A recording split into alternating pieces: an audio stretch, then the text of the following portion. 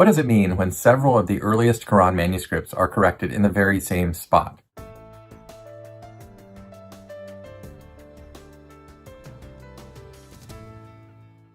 Well, welcome back to Variant Quran. This is a special day and a day that some of you have been waiting for. I am going to be showing to you a spot in multiple early Quran manuscripts at which there has been a correction. Now, what we're looking at today is one of the things that I set out to hopefully find when I began the process of casting my net wide and surveying many manuscripts for the corrections, and that is the possible emergence of some patterns and repetition in multiple manuscripts of the similar corrections or corrections of a similar passage or spot in the Quranic text. And so, as you can imagine, these things emerge over time, and in the early time of my doctoral dissertation, I had noticed that there were at least 4 different manuscripts that had corrections at this particular spot at this particular verse, and since then I've actually come across a couple others that have corrections there as well. So I don't want to belabor this. We'll jump right in and take a look at these manuscripts. BNF Arab 328. This is a manuscript written in the Hijazi style. That is one of the earliest script styles that we find Qurans written in.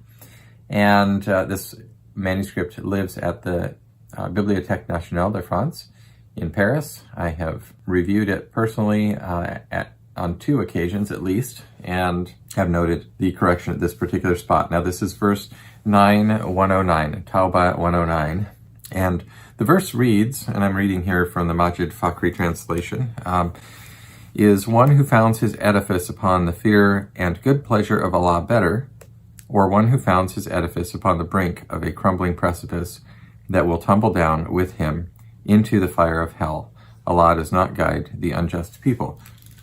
And so in the Arabic of this verse, the portion that is overwritten in this particular manuscript is wa ridwanin khairun. So the first thing we're going to do is just look at what has been done in these various manuscripts, and then at the end I'm going to tell you what I think has happened at this particular spot. So what you see here is the words wa ridwanin and good pleasure better or.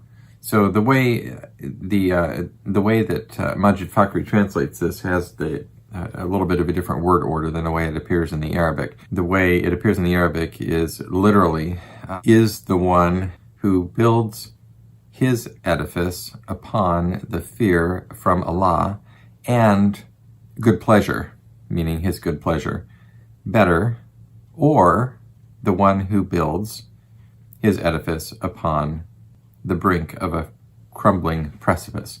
Okay, so that's the word order as it appears in the Arabic, and what has happened here is the words wa ridwanin khairun has been written over in erasure. Now some of those words, part of that may have existed before, but was possibly erased, and in order to make way for the new, what was then written afterward. Now we're going to talk about the possible reasons for this, and there are various reasons, commonly known as scribal errors or causes of scribal error, and we will consider those, as I always try to do initially when I'm looking at any correction, and we're going to consider those possible reasons to rule them out and make sure that they aren't the cause of these multiple corrections in these several Quran manuscripts. Okay, so that is BNF Arab 328. This is a probably mid to late 7th century manuscript, not long after the time of Muhammad. And here is the second one, BNF Arab 330. This also is written in a form of a Hijazi script. And as you can see in this manuscript, although you can tell it's a different scribe, it's clearly a different handwriting style. And this is one of the interesting things about the Hijazi scripts. And at some point I will do a video on the different script styles to give you an introduction to, I should do that soon, to give you an introduction to what the script styles generally look like, and you can see how the evolution of the script styles progressed over time. But both of these so far that we've looked at are forms of the Hijazi script style, and as I started to mention, the Hijazi script style displays most evidently the individual personality and writing style of the scribes. So you can see this is clearly a different person, just as different people have different handwritings. The script itself wasn't quite so formalized at this stage in the process, so different people is clearly recognizable when you have a change of scribe. All right, so what you see happening here is I believe at the end of the first line of text is the erasure of something that has been overwritten, and it is the wow of the word taqwa, or fear. Then you see on the next line, you do see some shadows of what was first written, which would be out into the margin. There are a couple things going on here. I'll talk about those as we progress. But the overwritten text is the final Aleph Maksura of Taqwa, and the word Min Allah wa Ridwan, and I believe part of the word Khairun, better than. Okay, so this has been written over an erasure. It does look like the work of the original scribe to me. The writing style is similar. Maybe it's not quite as confident, but I'm not willing to say that it was not the original scribe. I think this does look like it is the work of the original scribe, and probably near the time of first production of this manuscript, although we can't be for sure on that. But the ink color and nib width and all the other factors point toward something that happened closer to the time of original production. So if we look underneath here, what we can see is that there is a shadow. Actually, that first Aleph Maksura and the word Min seems to be kind of faded. And so if you were looking at it initially, as does the wow that ends the final line, it looks a little bit faded as well. So we'd want to think about what is going on there. But underneath the word Allah here, there is a shadow of the final Aleph Maksura of Taqwa. So you can actually see quite clearly what has happened here. The final Aleph Maksura of the word Taqwa was first written right at the beginning of this line, underneath the word, where the word Allah is written at this moment. And you can see that the word Allah was initially written after that, underneath where the word Ridwan is written. So clearly this text was first written without the word Ridwan, and was read is one who founds his edifice upon the fear of Allah better, or one who founds his edifice upon the brink of a crumbling precipice. And there's no question in my mind that that's what was first written in this manuscript. All right, so the word Ridwan was left out. And then it was later erased and extended out into the margin to make room for that word. All right, let's take a look at our third example here. This is from E20, and this is in the Institute of Oriental Manuscripts in St. Petersburg, Russia. This verse has, interestingly, a correction at the very same spot. It is a little bit bunched. I am not sure that this is the original scribe who made this correction. And you can see that the text is angled to the right. Particularly the upward extenders of the text is angled to the right. There are a couple things that have happened here, but it does look like it's a different ink and possibly a different nib, and I think a different scribe who wrote this corrected portion. And also you can see it's a little bit bunched in, although not terribly so. So once again, we have the words covering the word Ridwan is written over an erasure here, and the word Min Allah. Okay, and we cannot see the word Taqwa in this case because the part of that page has been lost. But I assume that the word Taqwa existed there first. All right.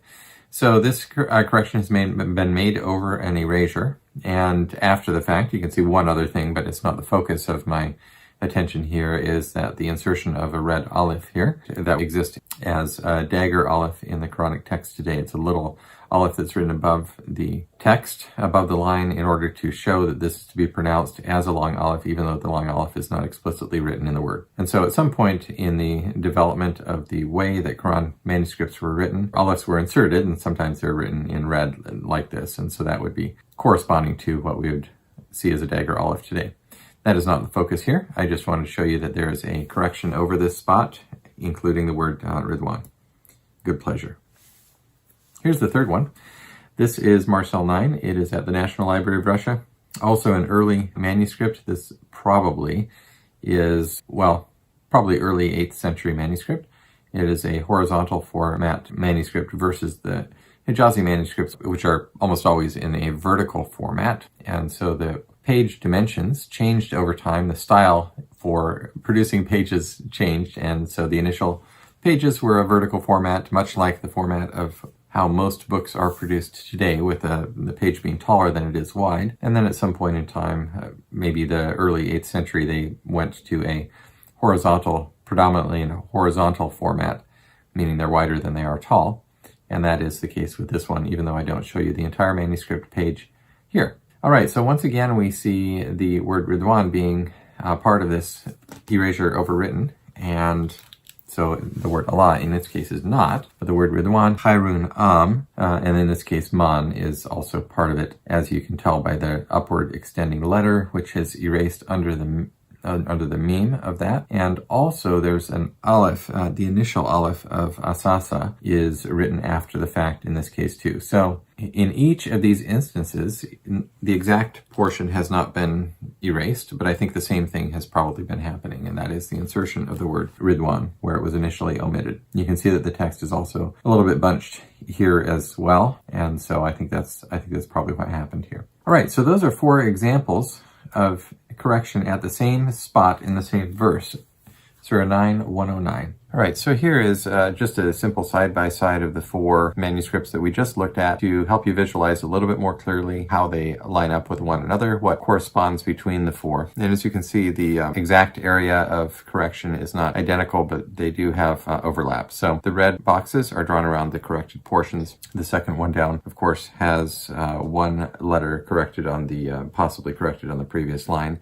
The third one down may have a correction that extends off to on the right side, but that part of the page has been lost. But what is corrected on the existing manuscripts on these lines is shown by the red square. And here you can see the common portion between all 4 of the manuscripts, and it is the letters, the word Wa Ridwan, higher in each case. Now, the other question to ask is, what would be the cause, or is this merely a scribal error in all 4 of these cases? And there are some known causes of scribal error in early manuscripts, and so we're going to take a look at those at this moment. One of the most common reasons for a mistake is called ditography or haplography. Ditography is the writing of something twice, and haplography is the omission of something and moving on to the next, to a later portion in the text when copying a text, and just continuing from there. So it causes an omission of something that ought to have been there. And both ditography and haplography are caused by something called parablepsis. Now, parablepsis is not a scribal error in itself. It is something that happens, and parablepsis means a skip of the I. So the I skips over to another portion in the text when somebody is copying. You're copying, you're writing down, and then you look away to fill the ink or some other thing, and then you look back at the text that you're copying from, and your eye falls upon the place in the text where you think you are supposed to be moving on from. Now, what would cause your eye to fall upon a place in the text that is different from the one that you're moving on from, that you are actually at? And the answer to that is something that is the same as what you just wrote. And so the common cause for parablepsis is the existence in the text that you're copying from of 2 instances of the same word or sequence of words in close proximity to each other. So let's say the word was min Allah, from Allah in this case. If that sequence of words, if Allah or min Allah occurred somewhere else in close proximity, maybe I wrote the word min Allah, I went to refill my ink, I looked back, and I saw the instance of min Allah, but it wasn't the right one. It was maybe the one earlier or the one later, and I continued writing. That would be a cause of me writing the wrong thing after that, if there was something different after those 2 instances of min Allah. So, that having been said, the first question then to ask on this page is, did the word Allah occur elsewhere on this page, or min Allah or taqwa min Allah in close proximity? And there is another instance of Allah later in this same verse, but it's preceded by wow. And so because of this, I don't think it's likely that a scribe would have confused this instance of Allah with that instance of Allah. And furthermore, that second instance of Allah is not followed by the word Ridwan. So that's a further reason to be quite certain that this is not an instance of parablepsis causing some either ditography or haplography. Okay, how about the words min Allah? Well, the word min Allah does not exist anywhere else in close proximity. The next instance is, well, it is 2 verses later in 9:111. And so if we look over at that, the word min Allah is likewise not followed by the word Ridwan. So, or wa Ridwan. So once again, we don't have anything that could account for what is happening here. And then finally, how about the words taqwa min Allah, fear of Allah? Does that occur anywhere else in proximity? And no, it does not exist anywhere else in proximity. In fact, it does not exist anywhere else in the Quran at all. And so I think we've completely ruled out the possibility of dictography or haplography due to parablepsis in this case. Now, one other thing that I would look at ordinarily if I wanted to be very thorough and look and rule out the possibility, particularly if there was a correction in a spot that looked like there was something that kind of formulaic, and there are many, the Quran is very, very repetitive, has many sort of stock phrases that get repeated again and again, is I would consider whether there is the possibility that the scribe had in mind, came upon one of those common phrases in the Quran and wrote it the way that it is elsewhere commonly written in the Quran, even though at the particular spot in question it was not supposed to be written that way. And so in order to do that, there are different ways that you would look at that, but the way that I ordinarily would look at something like that is to look at a concordance, and I would look up one of the words in it, in this case maybe the word Khairun, look it up and look at through all the instances that exist in the Quran to see where and how many places that word exists in a particular common phrase. And that could help me rule out whether it is likely or possibly a cause in a particular instance of correction. In this case, I don't think that applies because I don't see this phrase as being something that is formulaic, especially because, as I mentioned, the word taqwa min Allah does not occur elsewhere in the Quran. So that is it, but I just wanted to mention it part of what I'm doing here is teaching you, sort of enabling you to understand the craft that I've learned all these over this time and how to analyze and look at a text. Okay, so we've reviewed the 4 manuscripts that have the overlapping corrections at this particular verse. As I have mentioned previously, there are a total of, 6 manuscripts that I've come across so far that have corrections at this verse 9:109. The other ones, however, don't have corrections that overlap the 4 that I just showed you. In this case, I'm just going to show you one additional one. This is the manuscript in Berlin, and it does have correction of the 2 instances of bunyanahu, and it looks like it was probably the insertion of the long aleph in the middle there. And there is additionally, just after the word shafa, an erasure of some letter and leaving a gap. So you can see that I've placed boxes around those 3. If you look up, however, at the spot that we have just found corrected in the other manuscripts, that appears to have been written originally in this manuscript. It's a little bit hard to tell in this manuscript because it has been re-inked, and that's what you see with the darker lines over the top there. But it is still possible to see what the parts of it were original for the most part, and it doesn't look like there was anything unusual going on up there. The only other thing I will mention today is that obviously you're trying to look at other manuscripts to compare that have this verse represented in them, and I haven't reviewed all of them for this video, but I have looked at the Topkapi, in my opinion, and that of the others who have edited it, a later manuscript. So that is that.